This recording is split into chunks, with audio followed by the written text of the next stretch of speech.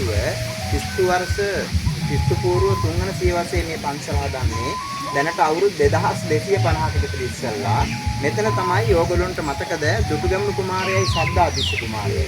කාවන්තිස්ස මහරජතුමාගේ පුතාලා දෙන්න. ඔය දෙන්න රජකමට යුදගනාව පන්සලේ ඉඳන් සටන් කරගන්නවා. ඒ සටනේදී දුටුගැමුණු කුමාරයා දිනුන සද්ධාතිස්ස කුමාරයා පරාදයි. පෙරදිච්ච සද්ධාතිස්ස කුමාරයා දුවගෙන ආවේ අපේ පන්සලට. ඇවිල්ලා ලොකු හාමුදුරන්ගේ ඇඳ යට හැංගෙනවා. හැංගිලා ඉන්නකොට දුටුගැමුණු කුමාරයාත් එනවා. ඇවිල්ලා අහනවා ස්වාමීනි මගේ මල්ලියාව කොයිද කියලා. හාමුදුරන්ට දෙන්න උත්තරයක් නැහැ. ඇත්ත කියන්නත් බෑ බොරු කියන්නත් බෑ.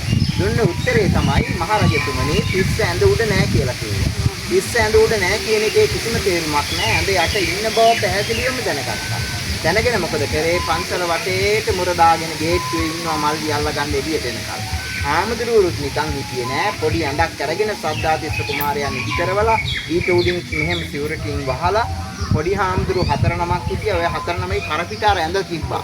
ඇඳ තියලා කිව්වා පොඩි හාමුදුරනේ ශිෂ්‍ය කුමාරයා අපවත් වෙච්ච හාමුදුරු නමක් අරන් යනවා වගේ අරන් යන්න ඕන කිව්වා. අරන් ගිහිල්ලා එළියට දාන්න පැනලා යනවා. දැන් දුටුගැමුණු කුමාරයා ඉන්න ස්ථානයේ ශිෂ්‍ය කුමාරයා අපවත් වෙච්ච හාමුදුරු නමක් අරන් යනවා වගේ පැනලා යනවා.